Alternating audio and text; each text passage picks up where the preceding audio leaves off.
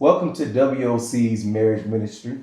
We call these covenant conversations. We're here with the Baldwins on today.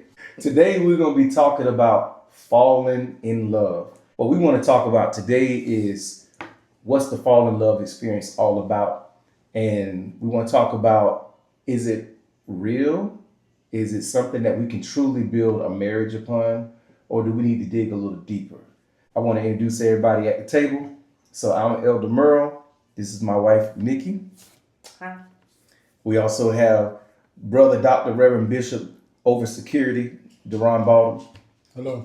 We have the house prophet, Saida Baldwin, also known as just call me Saida. Please. We don't need all, she ain't stuck on the prophet, and none of us stuck on titles like that. But I will say this because some of y'all will probably say, well, Elder Merle, we had a conversation before about why you are called Elder Merle.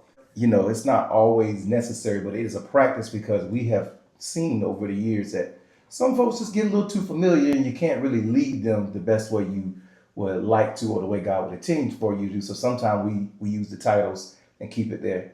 So I concur. yeah, we have seen some things. I got some things that I want to read first. I want to do this a little different and then we're going to kind of deviate. Before I get into reading, let's find out about the Baldwins. How long have y'all been married? 14 years. We've been together for 17 years. Just about next month will be 17 years. What's the shorter version of how y'all got together? School, class. We went our separate ways and then saw each other out, and Yeah. We had a class. We were both in separate relationships. That's how we met. Mm-hmm. A few years later, I had a child. He had a child already. We met. We were still in the world clubbing. We were at a club actually. Mm-hmm. Saw each other one weekend. Hi, I remember you. Saw each other next weekend. He did what he says was not. she tried to say I was running game on her. Oh. No, because I saw her one time. I knew who she was. I knew like her brother and stuff. I saw her one time, and I told her, and I saw her the next time, and I told her I didn't think I was gonna see her again. Mm-hmm. But I was legit serious, like I just thought it was game because he took my hand, sat down in a chair, I didn't think I was gonna ever see you again. I'm like, So, but I get it now because we saw each other. But prior to seeing each other that weekend before, it had been school a few years prior since we had seen each other. So, and just from that day, 17 years ago, we've been stuck like glue ever since. Y'all been rocking and rolling. Nikki, do you have any questions for them before we get down to the part of what I'm going to read? Who do you have the pleasure of parenting? We have okay. 2 children, 2 girls that we don't share, and we share one child. So I have a 18-year-old that I had before we came, and I have a 12-year-old that we share. Mm-hmm. Then I have an 18-year-old. Wow. Outside of our, They're a year apart, almost exactly a year apart. Yeah. So one's about to be 19. Wow. Awesome. That's that interesting dynamic of that blended family stuff. Which I can only imagine some of the good, but then some of the hard that come with that. Yeah. Oh yeah. But We've had some hard over the years, so it's come with a whole lot of. Imagine all the things that can take place in a 17-year span. Right. mm-hmm. So, and it's those things that make or break. It's those. So It y'all has real nothing love to has been do- tested. Oh yeah, Mm-hmm. it has nothing to do with being in love or not. When you have a blended family and things are shaking, you're not thinking about in love in those moments. So You just trying to make it through the storm. yeah. In the moments. Parenting, especially when you got a child like that's not my biological. Mm-hmm. In the beginning, parenting was kind of hard, Yeah. Yeah, because she's actually in the house. Mm-hmm. So Mm-hmm. yeah, it's a period he didn't even wasn't able to spend time with his own child, and then I brought mine in, Mm-hmm. and then it's just. Yeah. Interesting. Mm-hmm. Yeah, that's life, man. What go through things. Baldwins, the scripture says love beareth all things. Hopital things. Mm-hmm. Said Keep quote. And you guys exemplify that. That's awesome. Yeah. All right, so I want to talk a little bit from some things that I got out of the 5 Love Language book. And it was talking about the being in love experience. So here's something that it said. It said, we meet someone who's attractive, and here's my terms along with it, so I'm translating. They have a great personality that triggers our love alert system. The bells go off, and this process gets set in motion of trying to get to know the person. We get those tingles, and then we set out to discover love as we get to know the person, as I kind of just said. Now, sometimes those tingles disappear after the first date because you realize the love alert threw you off big time because this person crazy. Okay, but if you keep going on date after date and the love alert keeps going off, the tingles keep coming, you keep thinking about them, it keeps intensifying, you start feeling like you're in love. And then we are prepared to share that information with our love interest, hoping that they feel the same way. I remember when I told Nikki I think I loved her, I don't think she knew how to respond. You love me? What do you mean? Like, I love you. I'm like, you gonna say it back? She get waiting. She's like, she took that thing serious. I was trained that you need to see where a man is coming from first. Then, because he'll tell you, then you can slowly let your guard down. Oh, so you just putting the guard up, but your love alert was going off. And there were fireworks on it was already going like, love, love, love, love, love, love.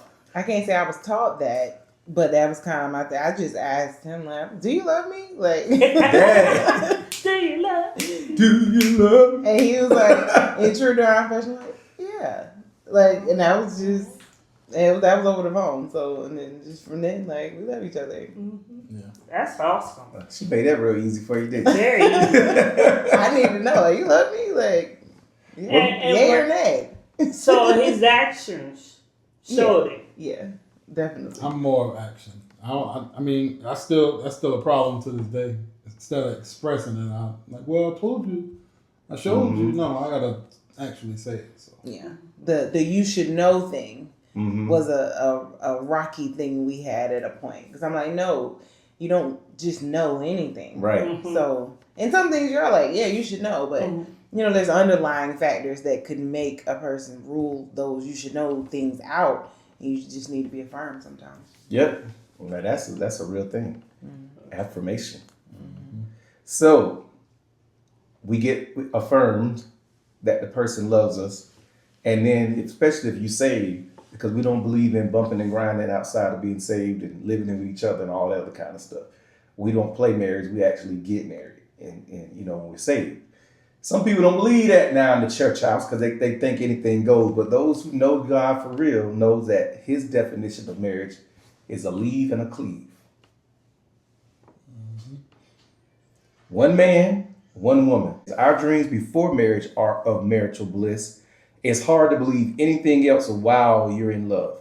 I can agree with that statement because I remember when I was thinking about marriage counseling and I didn't know who to go to. And we had one session with my pastor at the time, which was not enough. But I thought we were good anyway, because I'm like, we ain't gonna have these problems everybody else. We know the errors that everybody else made. We in the in love process, like our relationship is great. Like we ain't gonna have these problems. So I didn't think counseling was gonna be that important anyway. I'm like, what I need that for? Boy, was I wrong. Can y'all relate? I just said it. I was like, we thought that too, didn't we? And we had a period of time where it's just you can suppress things and push stuff to the side, and oh, that's not a big deal. And then after anything that you suppress long enough, it's like cramming something down with a top on it. The pressure eventually is just it's like, oh, well, now this is an issue. That's an issue, and then as the counselor, I recommend it for just maintenance. Yeah. At this point, all these years later, I would tell anybody maintenance. Like if you start it when you don't think you need it, you're gonna start seeing why you need it. And then you can get to that stuff ahead of time instead of trying to fix later. yeah, I was so against it. Right.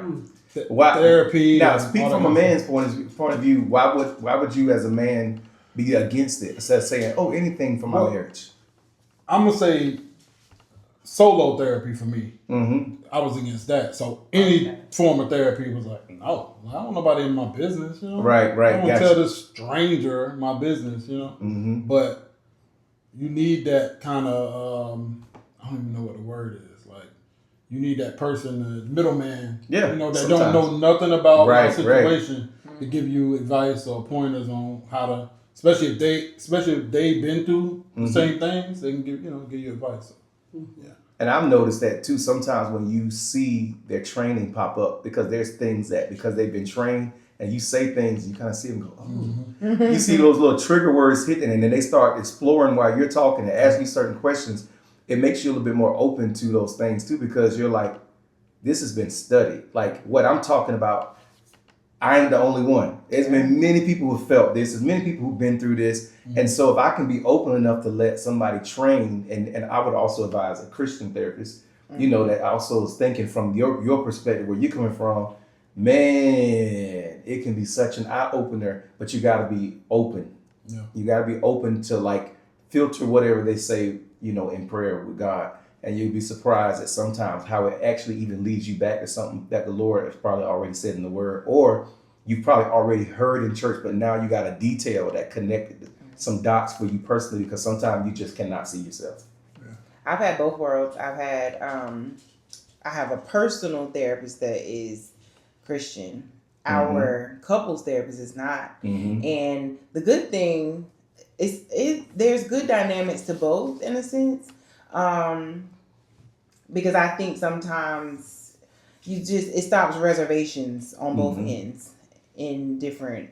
I'm not gonna steer anybody any type of direction, so I just say experience for yourself. But even with our not Christian couples therapist, she says things, and then I'm like she was saying something. I was like, oh yeah, casting down imaginations. Like, so I'm like, oh that's biblical. And she was saying something. Oh, that's biblical, and I don't have to even say it because you know our beliefs may be different. I didn't even ask her beliefs because it didn't matter just yet. But just to be like, oh, that's biblical. That's biblical. That's biblical. So everything comes back to it.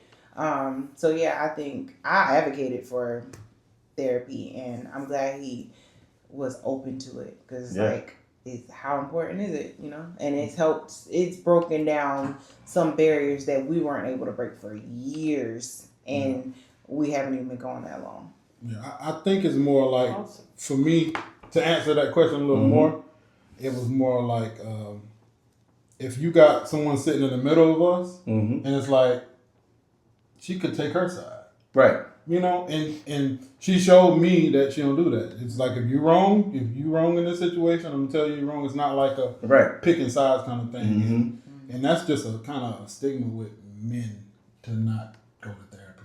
You know what I'm saying? So, Brother Deron, looking back on the younger Deron, hands down, you would advise that any man take a second look at therapy. Oh, absolutely. I realized, not to put my business out there, but I realized I got daddy issues. Yeah. And a lot of different things that I knew I had them. I knew I had different problems in my life, but when it got uncovered, I'm like, whoa, that affected me. Like, big time. So, yeah. It's good. I advise anybody to get there. Yeah, they're able to see beyond the behavior, but beyond the action, right? To get down into the layers. What's the root? Yeah, it's like, oh, she's like, stop right there. Let's break down and get to this, and then it brings us closer. Yeah. By identifying, and it's just like little light bulbs go off of understanding. Like, I was mad about that, but I understand you now. Like, I understand your, even just the frailty of your humanity, which is a thing I've been learning about how God considers us too. Like, He considers our weakness and the why behind things. So to find out His why. A why that he couldn't vocalize without her helping walk him through vocalizing it. I'm like, oh my gosh. And it gets compassion. And that's, to me, a big difference between love and in love. In love is not very practical, but love said, this is my friend. Right. And I want to understand him. I want to be patient, but sometimes life just clutters that. And a therapist, a mediator can really get to the bottom of it. Well, to me, the holes that are in your soul, again, plugging Pastor Dale's book, is your soul sick or tired? Get the You know, book. you need the book so it can help you work through some things. I did the book and worked through a lot to the point that when I went to see a therapist, I didn't need many sessions. Along with between her book and God, I didn't need many sessions. So, but it was a good little process. Now it wasn't like I read the book and in 2 days I was straight. Like I didn't know if I was coming and going for a 2nd, but I was going through the process. So if you have holes in your soul, I think sometimes if I'm saying this right, that a euphoric feeling of being in love hides a lot of those holes. And then you're feeling like this person is giving you everything that you need, where these holes that are in your soul don't matter anymore because you found the fix. Yeah. But really it's a temporary high. And eventually when you come back down, you have to deal with who that person really is. They have to deal with who you really are. And y'all are both going to now inherit each other's holes. Absolutely. Yeah, it's like covering a wall with a hole with a picture frame. It looked nice. It looked nice until that picture frame comes out. Oh, it's a hole. A big old hole in the wall. So, and they have to be dealt with. And real love is what it's going to take for you to be able to be there for the person that you choose to love through whatever they got going on. Because if you still stuck in love, you may not choose to deal with the holes in their soul and be their real friend, be their real partner through it. And God called marriage to be a partnership. God called marriage to be two becoming one. So you got to be committed to seeing them whole and being their best self. And if you're not able to minister to that, then you're probably not going to have a successful marriage, because it takes two people with the same attitude to make that happen. Or you have one person who's just trying to hold on while the other person is just existing. And I mean, there's real things. It can go deeper than that. But I'm just saying, overall, in general, you're going to need to deal with them holes in your soul so that you can truly choose to love when you come down from the in love experience. And sometimes you trade roles throughout the years. You flip-flop roles and levels of emotion and all that. So I didn't mean to cut in, but no, you're good. You're good. In there. Just that. Be specific, Minister Bo, Minister Said. It's like we In talked terms about of- earlier. Yeah. We kind of touched on that earlier before we started. Just like how I was a bit more like Right. in the beginning, Mm-hmm. and he's just chill. He's always chilling, but he was just more chilling. And then over time, like it may have switched and then switch again, and like how he had said before, like he's more like now. Yeah, he's more touchy-feely. And I'm a little more less. chill. I think it's because like you get older and you start to get the things that you always wanted, house and white picket fence type thing, and now it's like this mean a lot to me. Type More, of thing. You know, not saying it didn't before, but now it's different. So yeah, getting those things, especially if you have holes in your soul, daddy issues, and all that, you realize, oh, this didn't fix it. Yeah. This didn't fix it at all. Yeah, temporary. It's like that temporary high. Okay, cool. But there's no thing that can fix things without working on them. That's Selah. It'll make you think it. You can get that dopamine rush of my dream or whatever it is. But when you come down off that high. So speaking of coming off that high, this could be funny but let's not hopefully embarrass one another. Well, you came out. Let's just to make it real for the people out there. And then some of y'all in the comments, maybe y'all can share. Y'all ain't been commenting, by the way. I've been asking y'all certain questions so y'all can get involved. And y'all don't talk to us. We would like for you to talk to us. Do y'all have some questions so we can answer some of these things? And also the question, maybe y'all can answer this too if you're married. When you came down off of your in love, what was some things you might have noticed that was funny or something that you thought was like, whoa, and like now y'all have overcome it that you don't mind sharing? So it could be funny or it could be like serious, like, whoa, I didn't realize his daddy issue was this big and I was like, I ain't signed up for this. So. You want me to go first? I go first if you don't mind. I think our level of irresponsibility. Like, we were able to just frolic through the sunflower fields together, being irresponsible together. And then, and then it comes a point, it's like, oh, like that hurt. Like Right. different consequences. I'm like, oh, that hurt. And then it's like, well, we don't have it together. Like you don't have it together. It's like you don't have it together either. And it's like it's just like like. You know, just kind of like an eye opener. Like we can't just frolic forever. Right. Like, and it's like, how did I look beyond your irresponsibility and mine? Like, just because we were so like we got in each love. other. Yeah, and we just easily compliment each other. Like we just like we can be in a room quietly, and it's just like we just that's just how we vibe. So it's it's just easy to just make yourself oblivious, like a false sense of comfort. I would say, and it's easy to do that together if you're not careful. It's like it is necessary to hold each other accountable. And that sounds like how a lot of young couples get into financial difficulties right there, because they're so busy in love and living the dream, and you're not thinking about the real world that's happening, that's still been happening while you've been in love the whole time. Thank God he doesn't allow us to stay in the in love phase, because it would literally be a drug, and we would probably all be, I start saying something heads, but I'm just say drug heads. What about to the point of our spouse becoming our God? Oh. That too. I mean, because the drug becomes a god to people. I mean, and that's why they become addicts. Yeah. There was a point I loved him more than I loved me.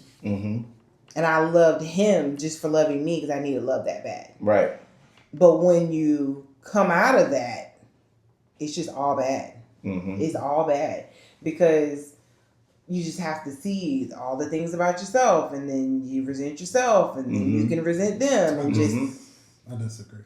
It's you can love like I just was talking about. You having a family now, and you starting to grow and see your kids get older.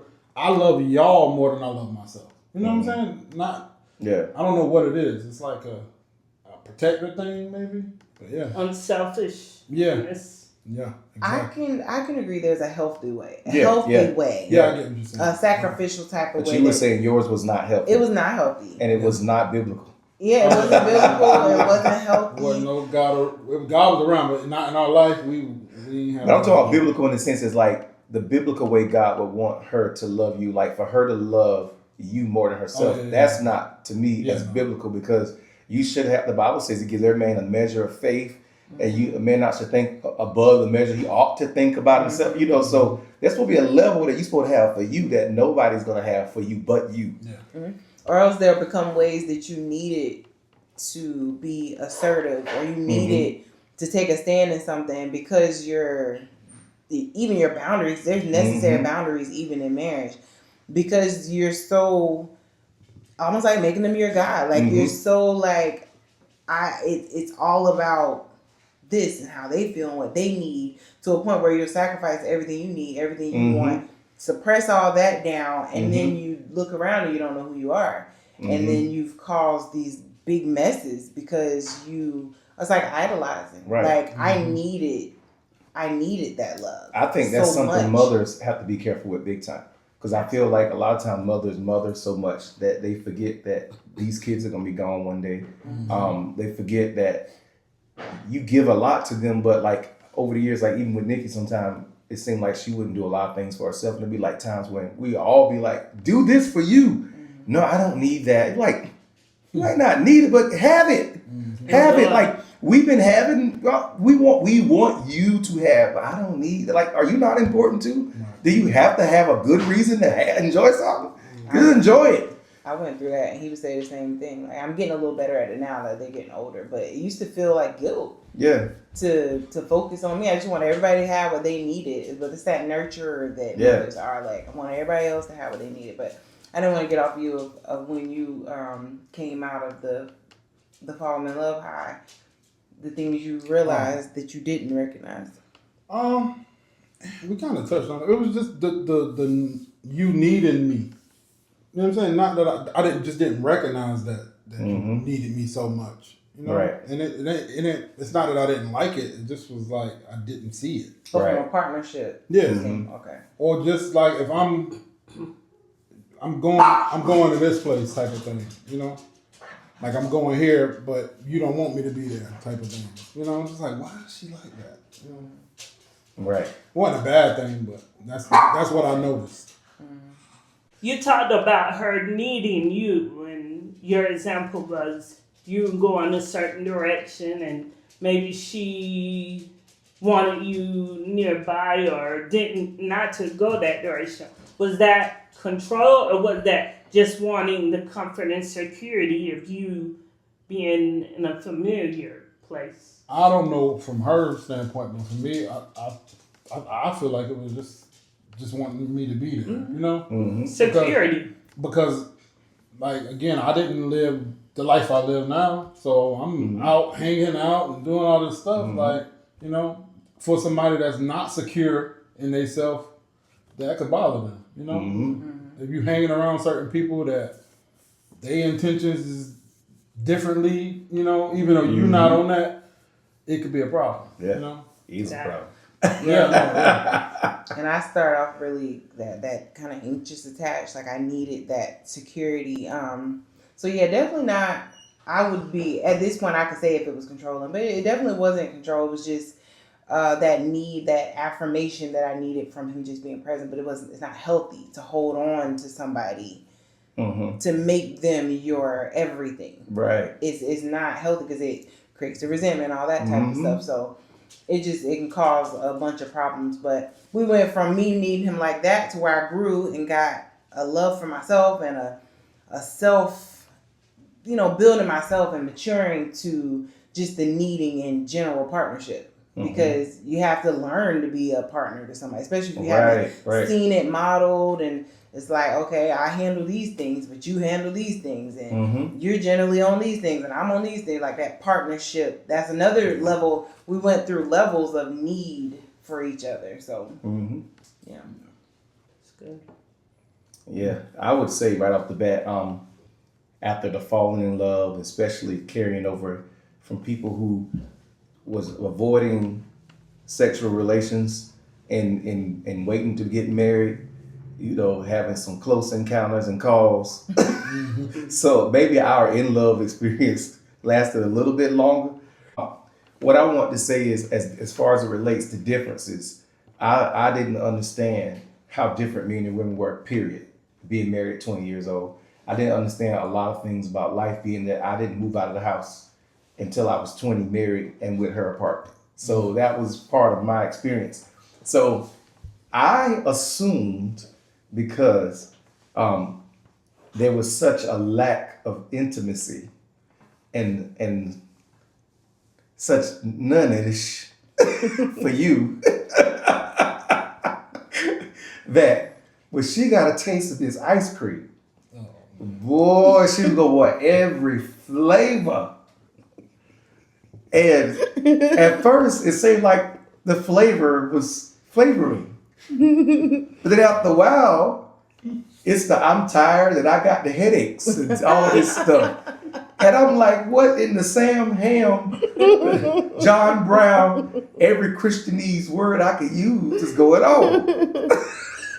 And so I understood then that something was different, but I didn't understand that was the in love phase going away, that she was getting back to who she was, other things being important, paperwork, working, and she ain't on that 20-year-old young and full of vitality and youthfulness as she may have not been. Now I hear that as women get older, it's supposed to switch. I've already got prayers sent up well before now that I am not switching. I'm just gonna stay on this high.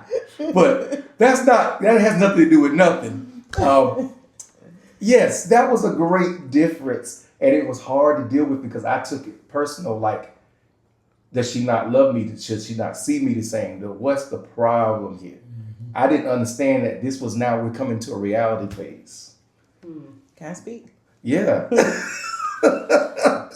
So from the in-love infatuation standpoint, we talked about being able to press past things that are obvious. So if you're in this infatuated, it's easier to push past a headache or you're tired and zapped and Sure, have no yeah. more energy left. And then it's like once you're past that, it's like, whew, like I'm actually tired. I'm actually going to sleep. Mhm. So And will. do not Quick with it. interrupt my sleep.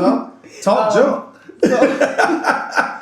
So it's like, and then it's worth doing research when you're unsure of things instead of making your own assumptions. So there's women where libido is a lot powered by hormones, and hormones affected by sleep. Don't get enough sleep, the next day is not going to be good. We have too much stress, and then you have what is it, cortisol and all this stuff that shifts. Teach us now. Teach It us. shifts the libido. I'm listening. Shifts the libido up and down. So we're so much more affected by the natural elements of life than y'all are. That it's fair the feelings that we feel. Now we found is that there's a line of, yeah, you could be tired and just not just like, but men, you have the power To sometimes. forget everything. You have the power sometimes. Hey, give me some. In most cases, to shift that.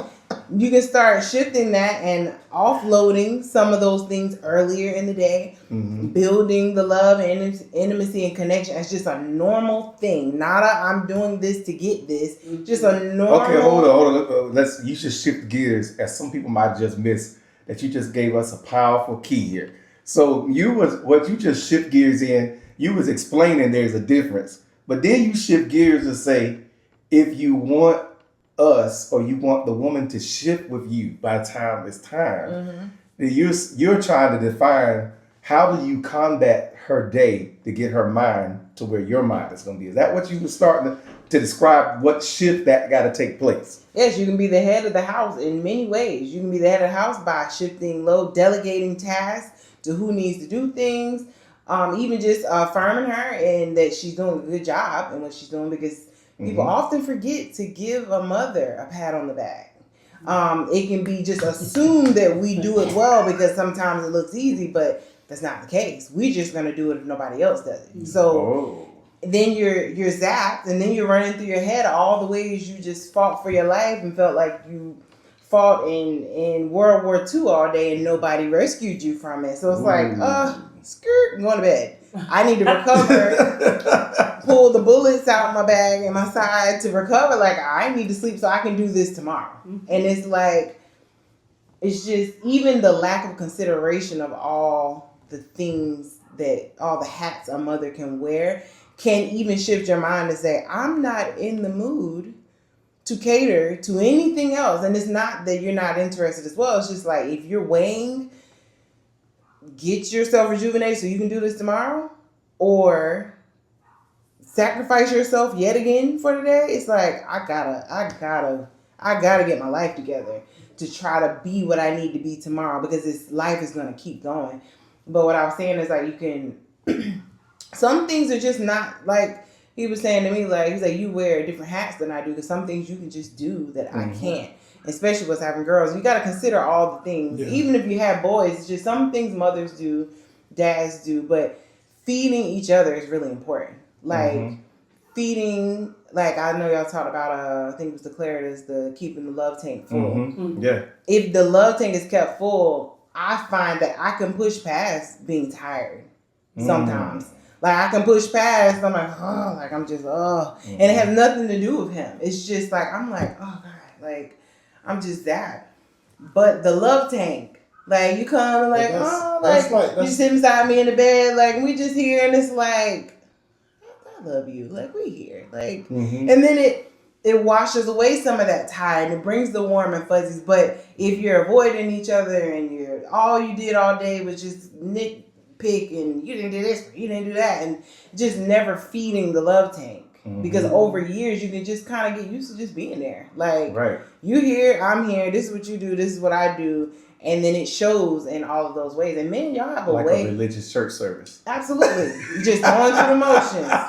You here, I'm here, we know our roles, we know our parts. All right, cut, go home. So, it's like, it seems like for men, y'all don't need certain things to Feed us, yeah, you just give us. it just if And the I'm not gonna say opportunity is right, then forget everything Everything else is good after that. And for a woman, we're like, what? Like, you missed all of this in between there. You just, it's like, throw all that stuff to the side. And women, we don't process like that. Right. It's not as easy to say, oh, forget all that stuff. Y'all sound very complicated.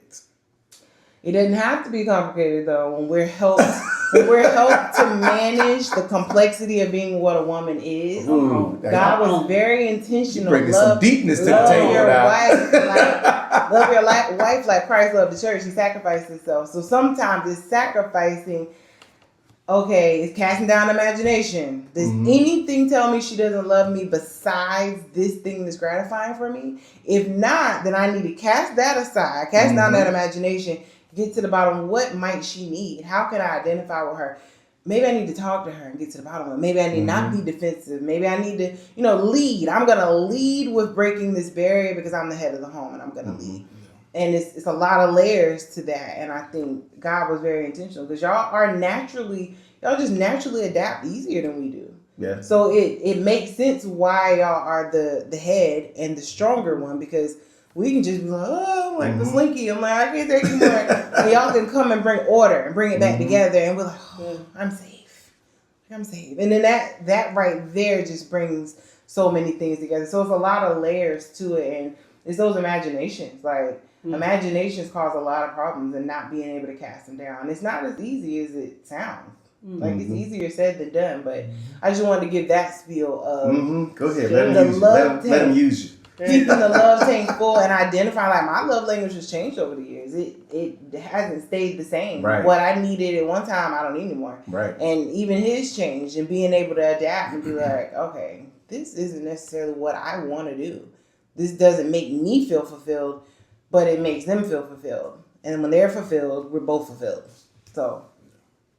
That's good. Yeah. Okay. I agree with everything except for the one part. Oh, all right. Okay. So when a woman says, I can push past being this way to provide this for you, it's kind of like pity almost. It's not just for you. No, I know, but as a man, for me, I can't speak for all men. It feel like that's pity. Like, I really don't want to take you to the ice cream shop, but come on.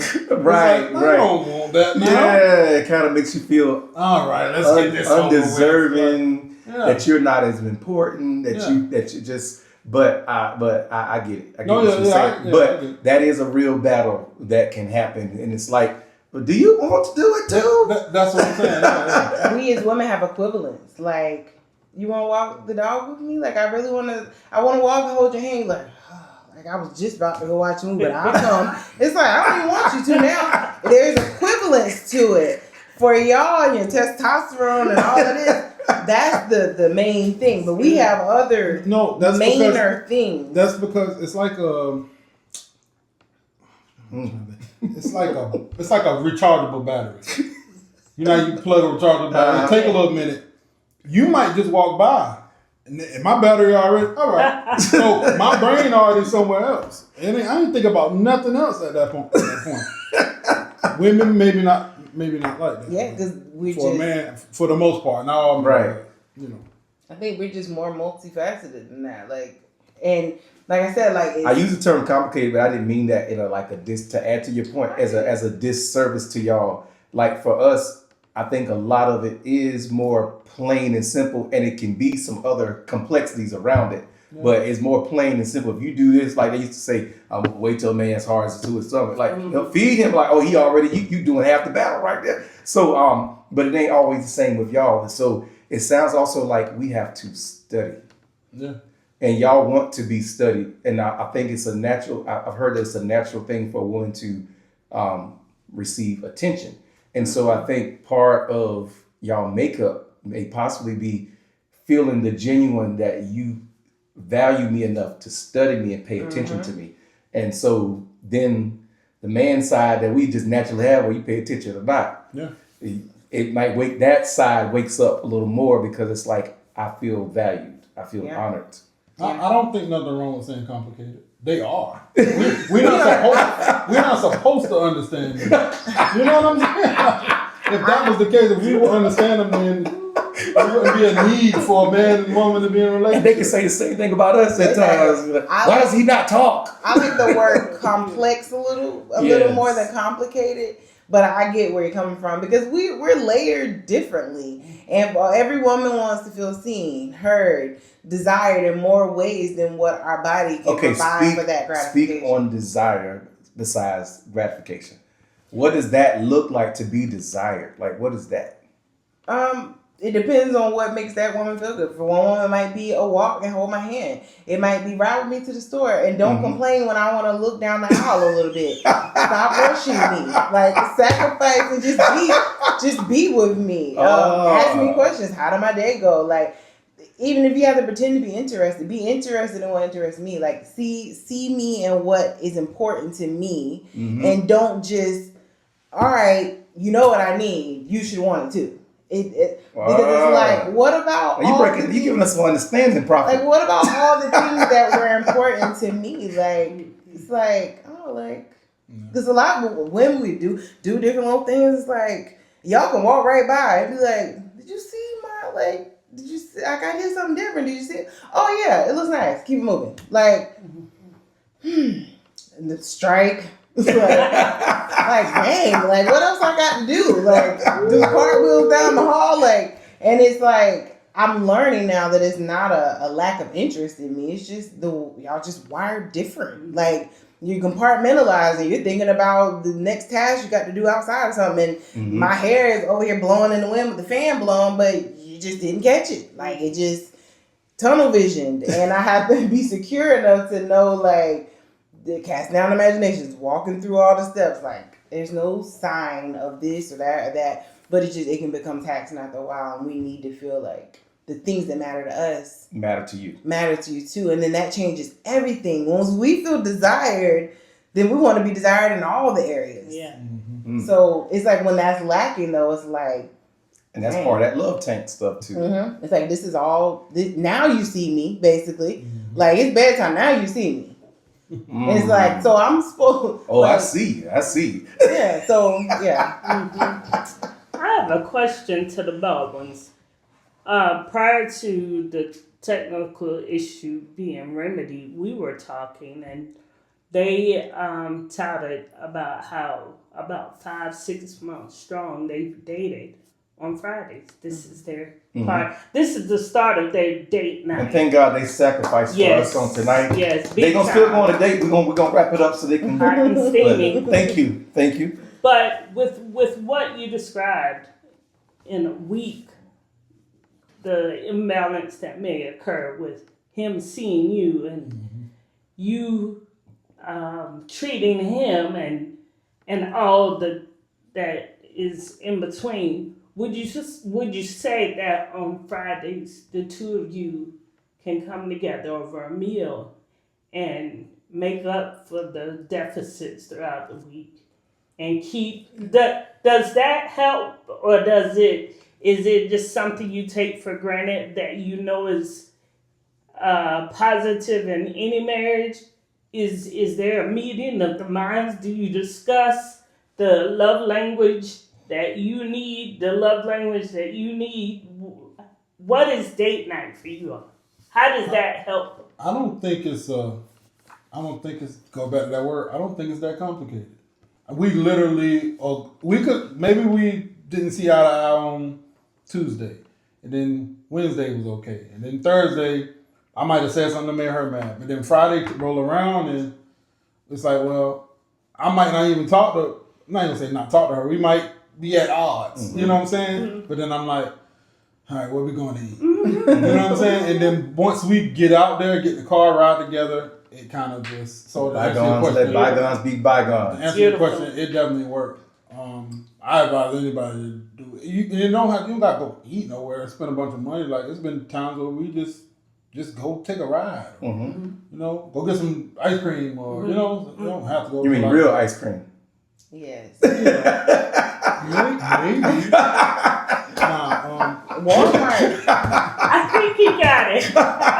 Being in Walmart, like getting stuff for the house, being in Walmart we or could something. just go to can be a Walmart big, shopping, just walking around. Even if we don't buy nothing. Like, go to, because most of the time, our date nights have to be kind of late night because, she get off, I get off. We got to make sure the kids straight in the house before we just leave. But we try to get out like 7 o'clock sometimes, so Waffle House, wherever you can make it to, It's just the individualized time that we leave out the house. We take some time to change from the clothes you had on all day because it can be easy to be like, I'm just going how I am. Yeah. But it really changes how the night goes because it's like you put in the effort to say like I'm building myself up to be with you. Like I'm gonna look a little. It don't have to be dressed up. It's just like took a fresh shower, got everything's all you just feel better, and you just got a different mindset on. It's like this is our time. Like this is our time. I think you just brought back a point of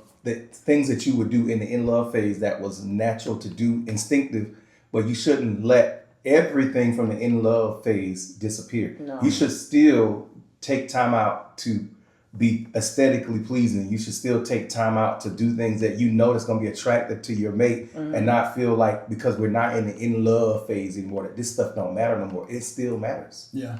I was gonna say I'm all day girly. I'm just so for me that never switched me, but it's other things like we went through seasons where we neglected our love tanks. Right. And the proof was in it because we weren't as connected. We just little tensions and little arguments about silly stuff, just not being each other's friend. Like it was just the foundation of how we got to a point, how we sustained over the years. And then remember we had a counseling with our pastor, and she was like, y'all need to set aside, if it's however often y'all can, that's just y'all's time. You're not talking about kids stuff.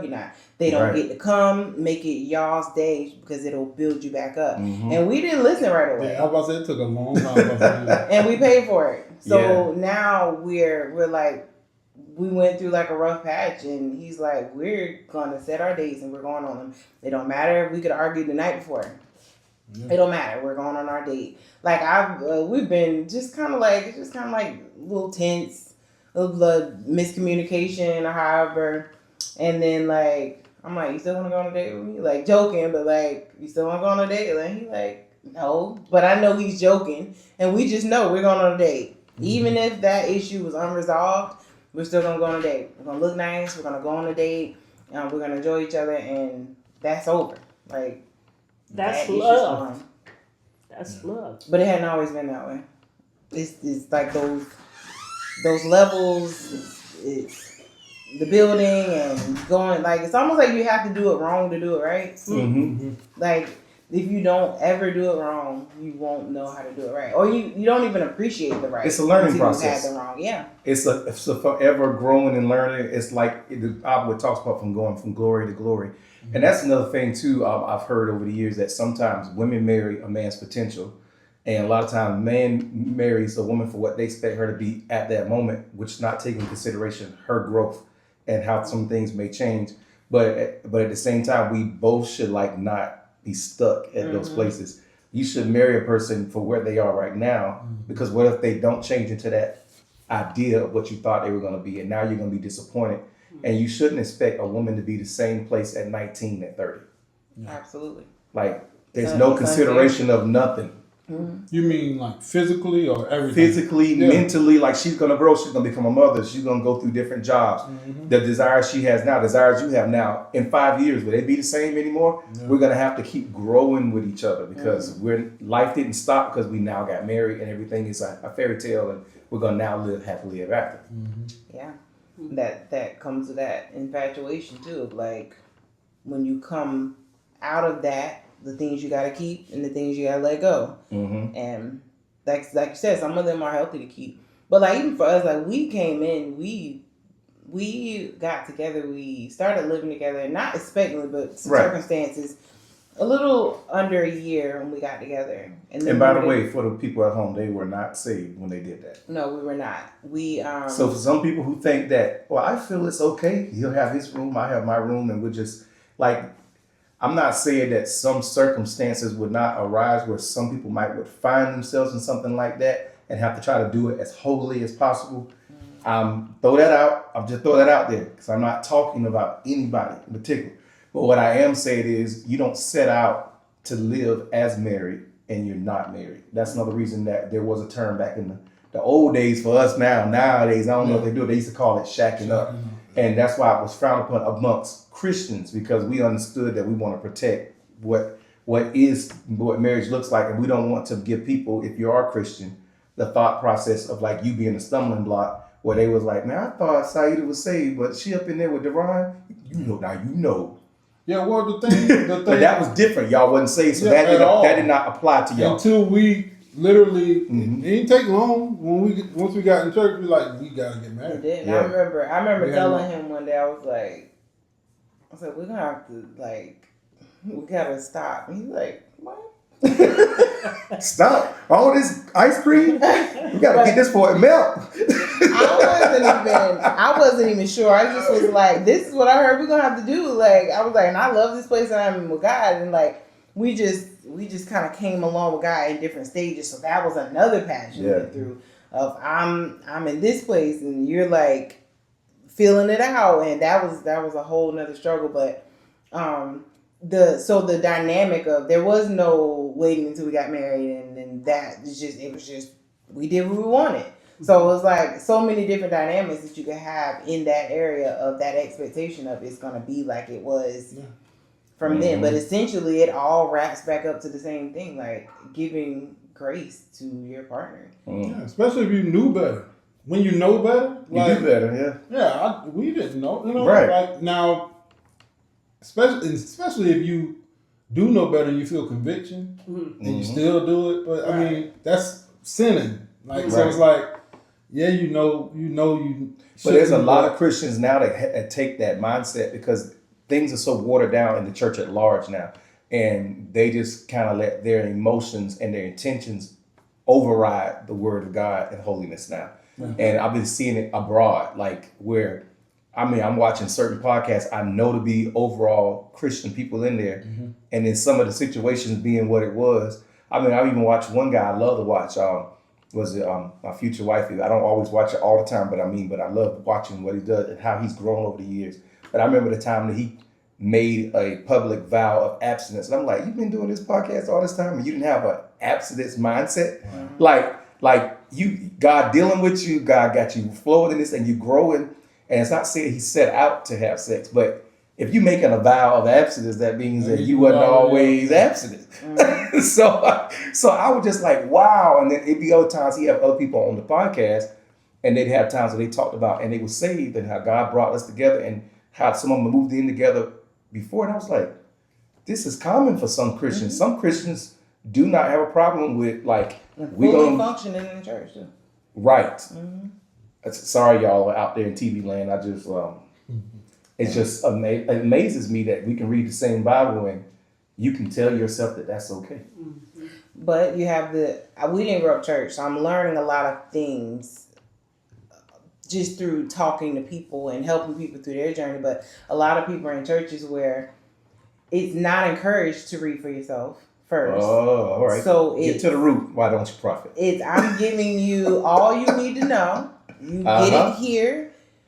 You're full now. When you come back, you get refilled. And you're not encouraged to grow on your own and get your own relationship. So all you get is what they're giving. And if they're never giving you that fornication will send you to hell, then what's wrong with it? And then you're seeing it in all these other people. So it's like a level of accountability to the leaders as well, because you have babies, sheep, and you're not giving them the instructions to do it right. Right. So then now you got sheep getting sheep wrong. So this sheep seeing these sheep shacking, and it's like, oh, well, we can do this, but we can't do that. Right. And it's just like there's certain sins, that are pointed out, and then they leave the other ones. And it's unfair to those sheep to come vulnerable just looking for God, and you don't give them the whole God. So that is a lot of instances I hear from people. They're like, nobody told me this was so wrong. Like, nobody ever said you can't do that.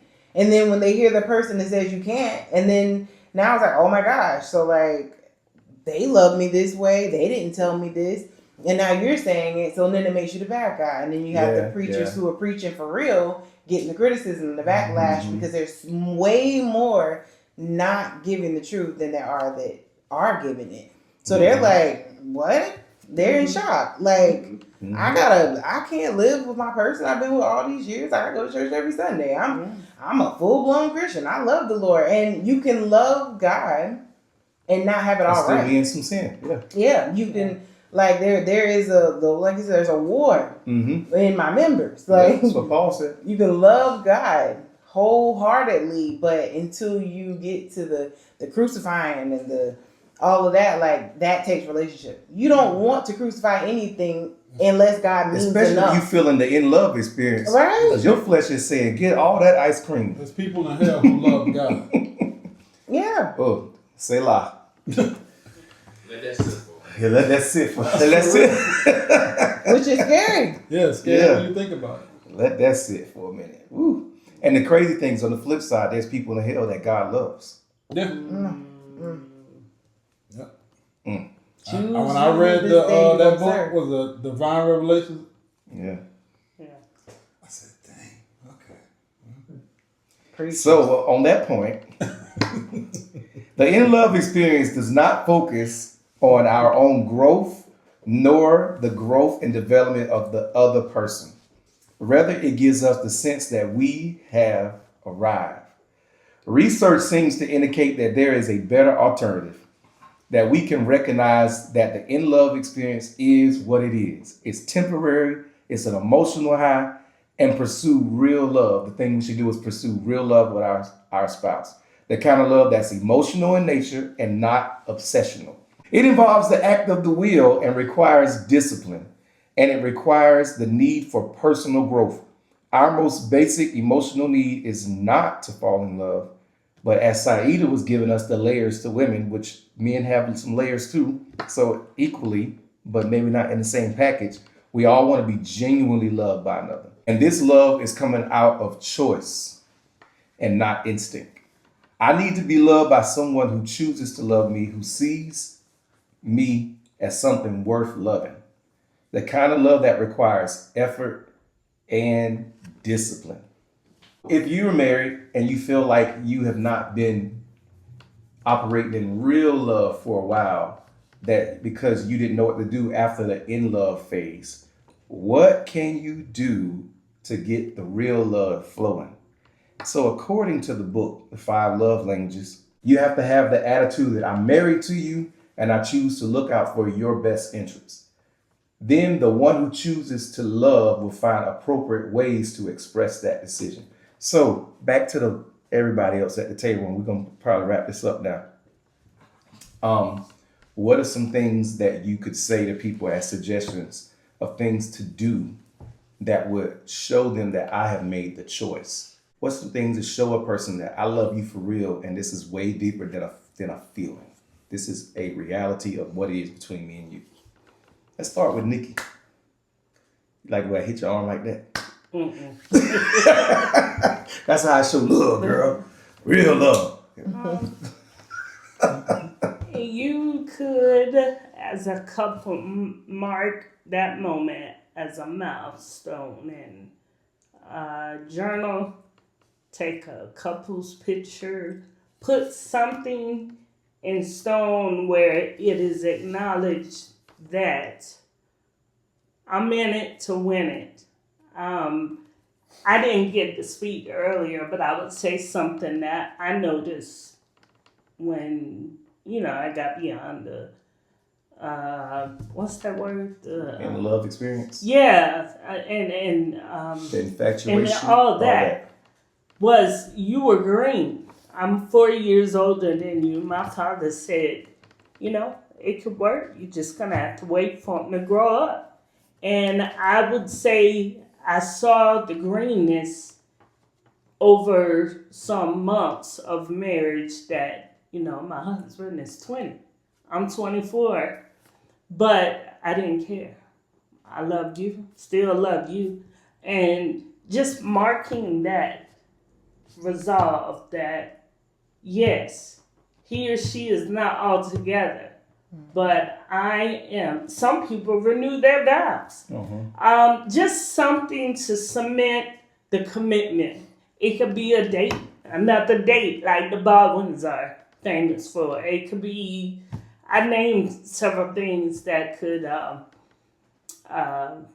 help you grasp where you are. But it's truly a mindset, and there are actions that support that mindset, that I'm not going to be put off because I'm beyond that infatuation state. Well, to add to all that goodness that she just said, to give you a real scenario, there was a time that I was complaining a lot, and I was asking her a particular question like, you hear me complaining, telling you I'm not happy and all this other kind of stuff. I'm like, don't you feel this way too? But one time she got real stern with me. She said, I have never thought of quitting this marriage. And I knew that one day this too would pass. Like, shut me down. I mean, she sounded like she went to the sermon. And I mean, it's moments like that that let you know too, when somebody could say that from their soul, like, I'm committed to this thing for real. It don't have anything to do with all that infatuation stuff. Like, I love you for real. Because you can't say that. You can't say that. Somebody telling you all their displeasure. Because most people get mad and be like, well, fine, leave then. You want to leave? Let go the door. Let it hit you where the good Lord split you. So what do y'all have any comments on that to help somebody? I say actually making the changes and actually making the changes, like actually doing it, not working on it. So you mean like things that people are bringing up to you? Hey, this bothers me. Hey, I would like it if we could, like, instead of just saying but actually actively working towards and literally showing them like I made the change. Yeah, I care enough for you to do this. Yeah. I had to do that. I had to look at myself and be like, okay, now it's time to not talk about it, right? Not do it for a month or two, but like actually make the change. You just get comfortable. People get comfortable in preach, Devon. Preach. Now you get comfortable and then you just like you don't realize like what they really. You hear them, you hear what they're saying, but it's like, you going, you just got off work. Now it's time to make dinner. Then it's time to go to sleep. And then wake up and then go to work. And then come home. It's just keeps like a cycle. So you just kind of get lost in it. And you just like, until the person like, all right, like I'm done. Not saying it verbally, but just you see it with actions because they're not complaining no more. Oh yeah. And it's a whole checking out that's going on that you sometimes don't even know that it's you, even as a person, don't even know that you're checking out. Yep. Yeah.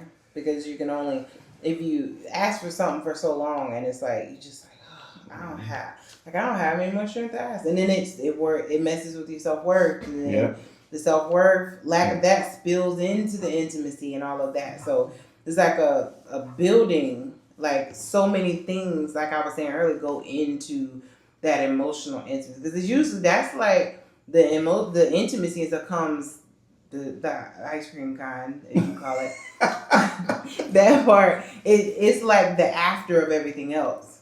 So if all the everything else is wrong, it's gonna affect it's gonna affect everything. And then what I would say, just as the bulk of it, is like, I say grace, like in considering that your spouse is not you. You don't think the same, you don't do things the same, you don't feel the same. Like something that I'm gonna be hurt by, he's like, like, I'm like, that's his literal words. Like, oh my gosh, I wonder if I hurt his feelings. He's like, no. But I'll be tore up if he said the same thing to me. Or just like something I expect that he's just like, I don't really care about that. Right. And just so many things, just like not expecting them to be you. And not expecting them to know what you're thinking, know what you're feeling, know what you need. And just to be like, just because I said it and expressed it from the depths of my soul, that they're just going to switch, and I got it. Like the time, if you consider, one thing I learned in therapy too, like even for myself, like trying to change things, it takes time. Like you start trying something, you relapse. Yeah. And then you have to pick back up, try some more, and then you relapse. And if you don't give the person you love the grace Right. to relapse and be their safe space to say like, all right, we fell off. Mm-hmm. Let's get back. We made an agreement. We're fighting for this. Like, let's get back. We were doing good. Instead of being like, oh, well, they just don't care, so I don't care. And it's like, that's one thing I've learned with us over time. Just like grace. Like, consider what they may have had going on. Mm-hmm. Yeah, if God can give you grace, Preach, why bro. you can't? You know, I look at it like that. Like, Yeah. Like if even the thoughts you have, Mm-hmm. because everybody's thoughts ain't good thoughts. Yeah. And you get grace for that. So you're supposed to give the other person grace too. Grace to be human. Grace to be who they were before they even got with you. The things they went through. Like, we're even going through that in therapy and stuff. Like, why I do things a certain way, why he does things a certain way, and what I had that he didn't have, and what he had that I didn't have, that changes the way we even respond to each other in certain things. And it's just amazing. I'm like, wow. And then like that softness, like, and it's created a new level of softness for each other with us, like, because it's like, I understand you, like I understand, like, And you can cope with something you can understand way better than when you're in the dark. Yeah, and it gives you grace and compassion to be like, man, like, I thought my mind and emotions and my own hurt said that you did this or didn't do this because of that, but really it's deeper than that. And it just, grace. I think grace. I'm just gonna say grace all the way around. Grace, understanding, and wanting to humble in yourself. Yeah. Like, I don't, like, it's not all about how I feel, what I want, what I need. Like, I'm gonna give them grace, the same grace I want, I'm gonna give them. I don't have to be heard for everything I want to say. I don't have, like, there's a time. It might not be my time to stand on my soapbox right now. Maybe they just need me to hear them. And the one last thing I want to say, what I was thinking of earlier, came to my mind was, I don't want to lose it. Yeah, I'm gonna have to come back to it. Well, I do want to say something. Yes, My sir. one last thing. In closing. So love. We was talking about love languages and how sometimes they can switch. And I don't know exactly what my love language was back then, but now it's like not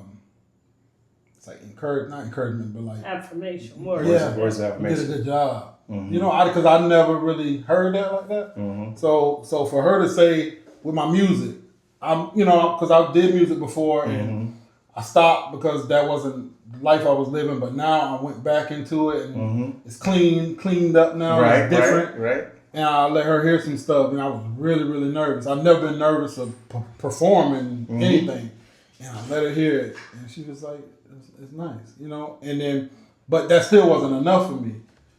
And then one day, she was like, she had mentioned music or something like that. And I forgot what you said, but it made me feel good. Like, however you said it, like, no, we were talking, hold on. I think I made a comment on somebody else's music. And you like basically was like, well, your music better than theirs or something like that. And that felt good. Like even, I think it was Father's Day or it might have been Mother's Day or something like that. And you don't know, as a man, you don't know how good of a job you're doing with your family and your kids.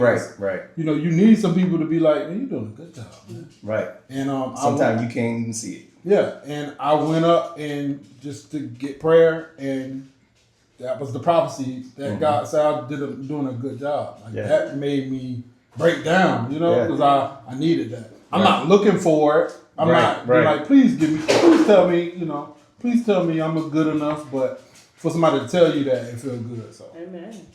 Yeah. I remember what I was gonna say. See, I helped you out. Yes, you did.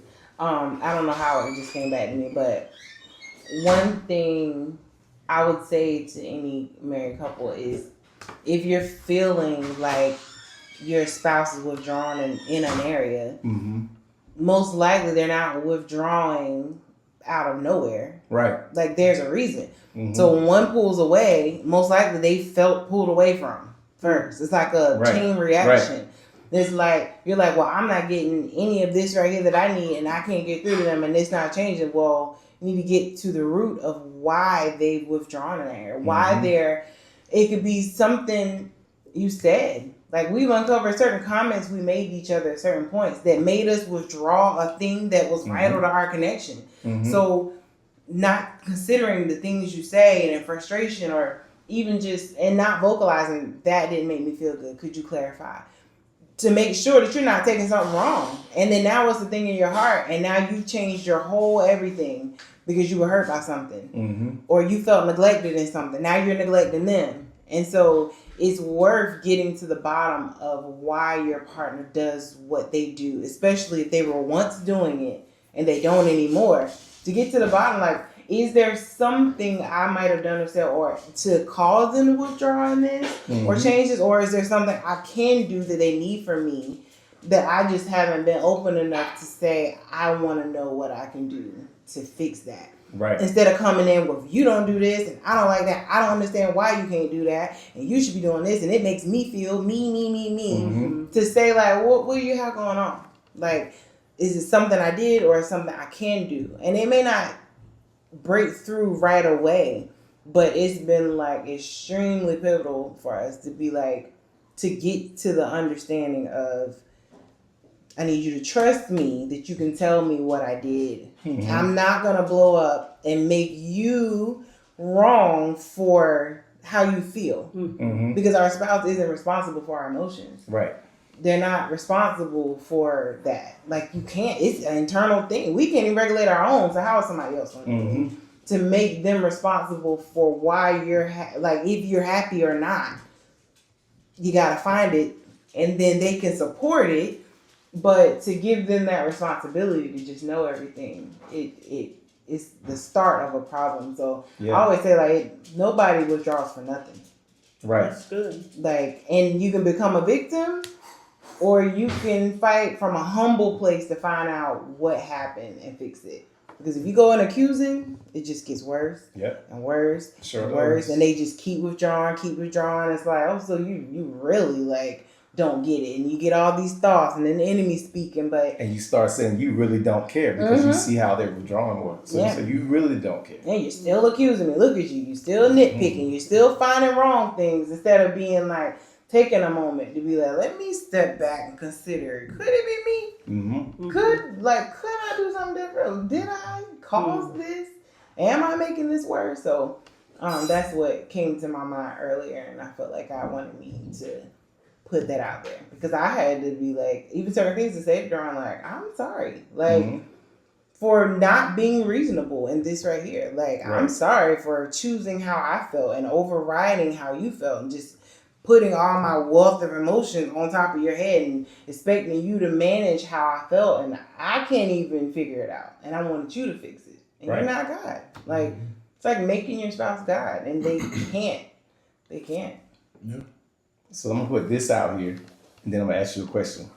You begin to find out over time, as you research, study, talk to other people, that a lot of stuff you think may just be your issue with the person that you're with, and that you could easily just get in love again, go through this process again, and it's gonna cure everything. Well, it's gonna go away, and then you have to deal with who that person is. So just getting with somebody else definitely is not an answer. And a lot of people in America marry multiple times with that process.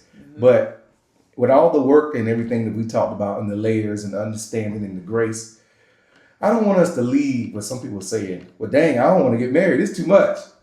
Like, this comes with the territory. But especially since y'all have been through a process of some things and walking some things out, maybe y'all can speak to, like, why is it still a great thing? And even though that these two that are becoming one take some work. Well, I'll say, because God in it, and you're going to go through this same type of stuff dating. You know, for the most part, like disagreements and learning a person and stuff like that, but, you know, you're taking out God. Right. So what makes it worth it, though? So Duran already spoke to his piece to it. What do you have to say? Making sure you were done. Oh, okay. There is so much good that outweighs Mhm. those things. Like, so we have 17 years of these things being inserted here and there, but we have all this good that's oozing around it. Mhm. And we have it's like a different type, once you make a union with somebody, and so we know each other, and we cover each other and protect. That's how it should be. We cover for each other, we protect each other, we support each other, like a safe place. Yeah. So there's so much good, and it's just the security of this is my person. Like, we're beginning to understand each other. You learn each other over time, but it's just it's just something different about deciding that this is what we're doing, committing to it. And once you get married, God is backing the relationship. Right. So now you have a mediator, which is God, to be able to say, okay, God, you honor this. I need you to come in and help us work this out. Help us to see each other the way we need to. Help us to work through it. So it's just so many ways that it's worth it. You get to build a foundation with somebody, and it's like you could be holding it all, but then you got somebody you can reach over and grab their hand, and you're holding it together. Like, and it's just, until you experience it, you can't understand. Like I wouldn't trade not being with him, even we've been through hard things. Right. But I wouldn't. It's not. Those things don't outweigh. Right. It don't outweigh the companionship. It don't outweigh the partnership, especially when I say even financially. It's so much easier to build a life together with somebody than starting at 20 and you trying to get a house by yourself. Absolutely. You know, the memories with your children and stuff like that. Raising kids is hard, but you wouldn't ever want to not have. I wish I never had these kids. Like you know, anything worth having comes with some type of struggle. And so I definitely want to put out here, like, God called it good and it's still good. Yeah. Even just one thing I know, like, it can be, like, he can just know, like, in a certain situation, he knows that I'm uncomfortable. Right. Like, he knows, like, this is not good for her. Like, she's got her brave face on, but I know that, okay, it's about time to exit. Yeah. When this is rather, like, even if you have to make, if you got to make the segue for that, just to know, like, you just know certain things, like, and how to cover for each other and stuff like that. Just having that, like, God's intentional with that. That's what made me know God was real, because I know her, and I know she's not gonna be in church playing church, and you know, say la. I knew it. I was like, yo, okay. All right. For For once, she ain't just gonna go and talk in front of people. You know, that's God right there, because that ain't her personality. So. I would also like to say that I don't think that I would be where I'm at right now had I not been married. I don't think. I think there's a lot of development that being married happened. Happened in me, and the type of responsibilities and stuff that otherwise I don't know if I'd had the same focus. I don't know if I'd have learned the same lessons. I think things would be very much different had I not been married, even as early as I was. Like, some people might say I was a little too early to be married at 20, but I think for me, it probably was best. It probably was even a safe place to keep me out the streets. Because I wasn't really in the streets in the sense of out here ice creaming with a bunch of women. But all it takes is that one. You could have easily got out there. And especially being more older with more opportunities away from parents in the eyes of other people, it could have easily went another way. So special thanks to the Baldwins, Minister Saida, Brother Duran, and of course to Elder Murrah.